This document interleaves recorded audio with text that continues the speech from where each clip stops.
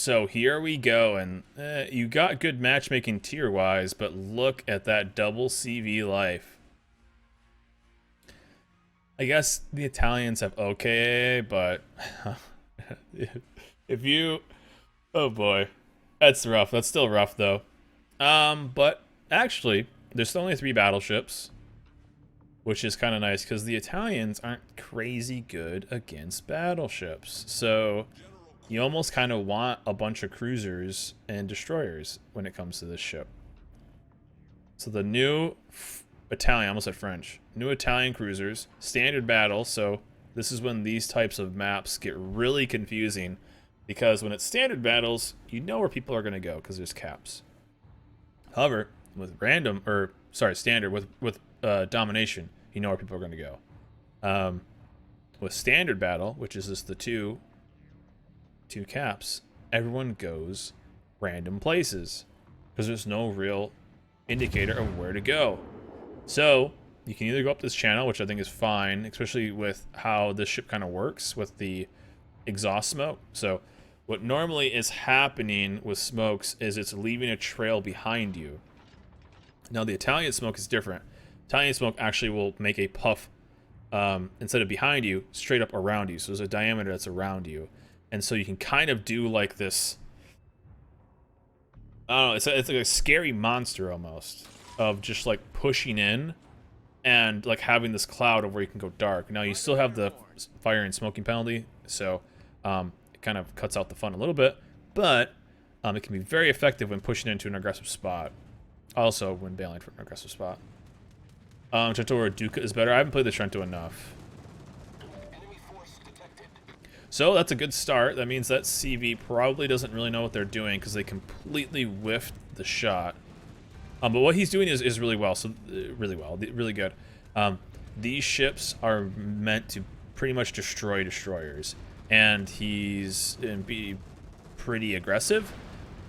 He's supporting his DD here, and he's trying to pump as much damage as possible. Again, these are going to be best against DDs and cruisers with how SAP works. As you see by the interesting shells, but I mean 4 hits for 4K, it's pretty solid. And did they get unlucky? Always look at the mini-map. Always be watching the mini-map so we know that that there are no destroyers here unless the Hatsuharu has curled through here. Because 2 destroyers here, it's only a 3DD game. Keita, Akatsuki, Hatsu somewhere here. So it's kind of up to him. It's good to also keep a mental tally of where things are. And if you can, an idea of how many ships there are, because in spots like this, you don't want to get caught out. You don't want to get caught out and have like a battleship just appear around the corner and just smack you. So he's trying to get that damage in on those planes. The Hatsu pushed up here. If only he had sonar, which I still don't really get why the Italians don't get sonar at this tier, but hey, what are you gonna do? So he knows where the Hatsu is. He's just hanging out. So trading some life. Hopefully not gonna lose that much. So they kind of need to make something happen over here. Well, I guess they kind of have an advantage. So let's look at the main map really fast. So he has 3 ships. There's the Marblehead, the Omaha, and the Hatsu versus the Nuremberg, or Königsberg, sorry. Königsberg is Trento as well as the Jaguar. But it's not just a 3v3. They actually have 3 battleships that are kind of on their way. So really, they're kind of on this side of the map. So they just have to hold. You know, you watch like a lot of people play, and it's always about... some people like always play hyper aggressive, like push. You don't have to do that. Like, look how many ships are over here. Green versus red. So he has this. I bet you the Hatsu's over here.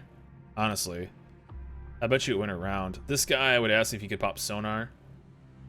I bet you he's on the back side. But look, he has battleship, destroyer, cruisers for basically a trade-off of just 3. So they have a 3v5 on this, so they just need to hold. You just need to hold.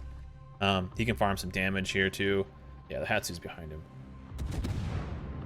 I don't think that Hatsu was smart enough to push that corner or backtrack. And he just has to keep that destroyer in check, honestly.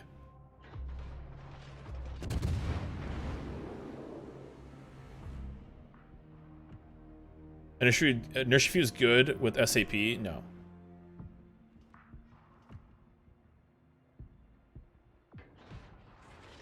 I don't know if...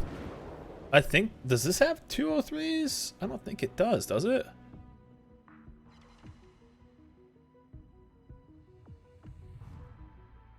I forgot how low the 203s go. It does have 203s? Okay. I forgot, like, what tier it took over. Oh, they all do? Hmm. So this is, like... This is boring, good, like, tactical gameplay. Like, this is not an exciting part of the game right here, but this is how this should be played. You, at this point, you aren't pushing in. Yeah, that's what I thought. Like, I thought some of the lower ones were smaller. I didn't know when it switched over. Because the turrets, honestly, don't look like 203s. That's why. Like, those don't look like 203 turrets. So he's popping the smoker here, farm a little bit more damage. But here is, like, a good example of just knowing when to hold. Like, you don't always have to be aggressive. You don't always have to be aggressive and push. Like, your team has such an advantage, not on your side, but on the other side. Since you are taking up for your 3 ships, as the Jaguar's starting to rotate over, so he's getting a little bored. He rack a discipline a little bit. He's getting a little bit bored. But it's really important for Citizen to not really rack a discipline, because if he does, then this whole side will kind of fall eventually. But yeah, this is kind of a good example of when you have to kind of hold it. And this is kind of sad. I assume this Königsberg is probably just ripple firing AP. Because that Hatsuharu is just soloing this Königsberg. Those torps are actually pretty awkward. Torpedoes to port. So yeah, this side is really falling if that Königsberg dies. Scotty is not getting it done as he gets double sit by the Hatsu. So a bit of a bummer for the almost full life Königsberg to get soloed by the Hatsu, as he was spotted the entire time. That was a bit of a bummer. So now it's up to Citizen to hold down this entire line. This is why I said that it's the Jaguar that's in the middle kind of got a little bored probably and just rotated away. Now it's up to only Citizen now to hold down this entire side by himself. Ships are starting to rotate back, so it's getting a little awkward, but still, his team has the advantage on the other side. Just shoot. You don't need torps.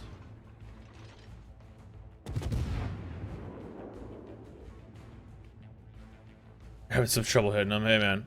It's like me playing the mains. So, awkward. I throw up my fighter plane.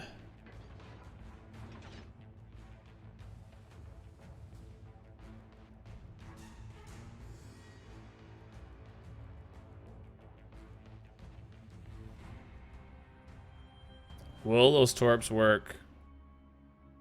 So in spots like this, you just want to go nose in to where the torps would eventually come from, which he's doing as he gets his torps out.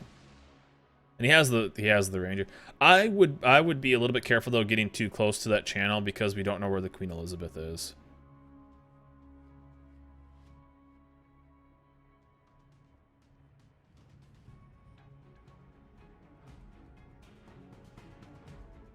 He's still good there.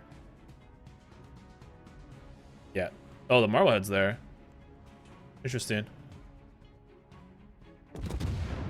Look how long it took that Marblehead to finally make a move. 10 minutes in. And he's finally putting some aggro on him.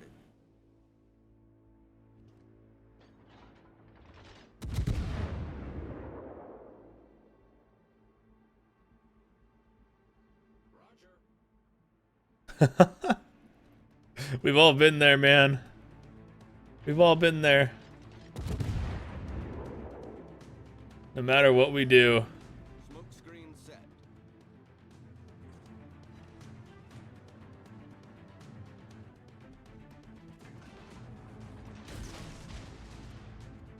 The god at dodging.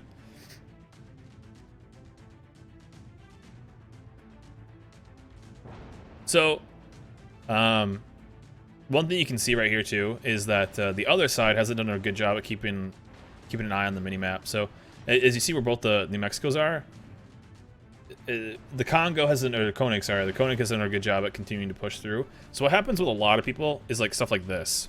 So, switch to AP, this is fine. Does it overmatch? Yeah, it does. So, sorry Omaha, you're still in Omaha. Is you'll get a lot of spots like this where you get very stagnant. Now, again, this is relatively low tier, so you can't expect the best play out of these players, but people will get super focused and kind of just, someone else will do it in a way. But like these battleships are so far away from doing anything productive. Like their closest target is this guy, the next closest target is across the map. So Jaguar is finally coming back. This was just good. It's not the most exciting gameplay, but it shows something that's really important. And that is just knowing when to play passive, and when you get dealt into kind of the role of holding down an entire team or half of a team, you are worth so much more to the team than somebody on the other side, right? They had like, it was 6v3 on this side, so that means they had a 3-person advantage on the other side. That in any tier is so freaking big. It's so big. Like a 3-ship advantage, that's huge. So what you'll see with a lot of people is even though they're way outnumbered, they'll still push really aggressively for no reason. He's finally got the hits, and it kind of ruins this whole side. As you saw, the Jaguar got pretty bored. In the end, he's coming back, so he didn't really like achieve too much the whole time. He just kind of sailed around.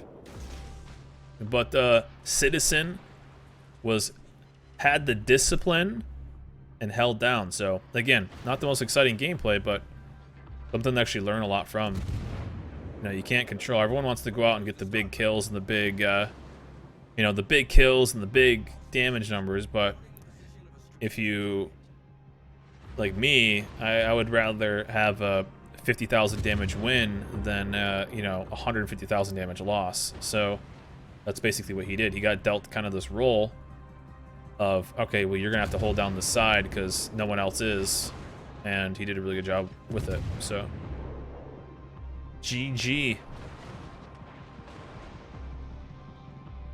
As this line slowly goes in. Now the Marvel had an awkward ship, basically in Omaha, and with really long, slow torps. Is he gonna back into your torps? I hope so. I think the Omaha has sonar, doesn't it? Or not the Omaha, the Marblehead. Oh, I should kill him right here.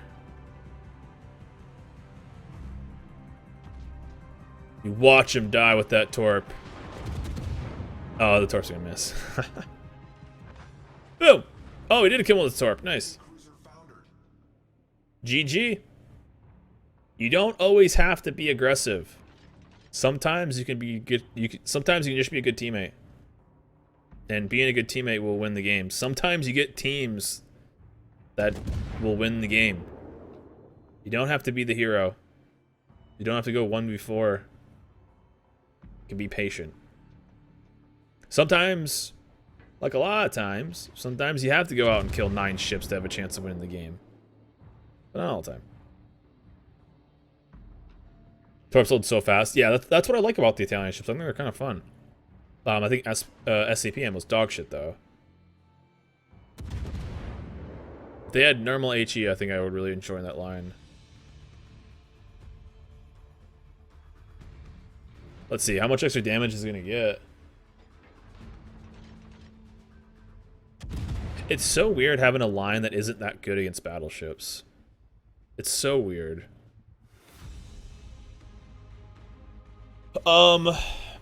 Being a good teammate is a lot harder for people than being aggressive, it seems. Oh, being aggressive is easier, right? You know, you just gotta being aggressive is all you have to do is hit the S key. You hit the S key, you die, and then you yell at the team for no support. Or sorry, W key, not the S key. Being patient, you kind of actually have to like think your plays through, right? You got to think of like where to angle. Where is this next thing going to come through? Focusing the right targets. You know, you actually have to do things. Being aggressive, I mean, you can. Yeah, no. S key, Deceiver. What is this? 2017. S key is Kremlin gameplay. Come on now, Kremlin gameplay. We've moved on. Should have stayed closer to the channel. I think you're fine. I think you're fine, because the thing I was worried about was that battleship. Like, you could have gotten closer maybe a little bit, but what's it going to do? You're going to take more damage. I mean, DD died. It didn't do really any damage to you. It would have really changed the outcome? Not really. I think the only thing is if you were closer, you'd probably take more damage. Like, you might take more damage when you're fighting that guy. Because, from that Marblehead, because the Marblehead at least kind of looked like he knew what he was doing. Him and both the Hatsu, so you could have got maybe farmed a little bit more, and you only have 8,000 life at the end of the game, so I think you played it fine. I think you played it fine. The dilemma for I keep wanting to say French, for Italian cruisers. What ammo do I use when neither will do damage? That's the dilemma of the line. Well, both these ammo types don't do much damage. So what will I pick? Hey, there you go. You finally have enough angle. Finally have enough angle. Breaking 100,000 damage in an Italian ship? Ma, get the camera. Ma, get the camera. Aiming for the smokestacks and a kill. Boom! Nice, GG's. Good game. Overall, I like it. Well played. That's a really, really, really good example of you don't have to be aggressive to win games. Sometimes you just need to be a good teammate. So overall, good game. Bunch of kills, held down a line basically by yourself, and with some help from the CV, and GG easy. You gave your team that advantage that they needed to win by just keeping other ships distracted. Sometimes that's all you gotta do. Some people just will never learn that. Some have to slam the W key and sail broadside to 4 ships, and then go, I had no sport. But there you go. Good learning example of sometimes you just gotta be patient. Be a good boy. GG's.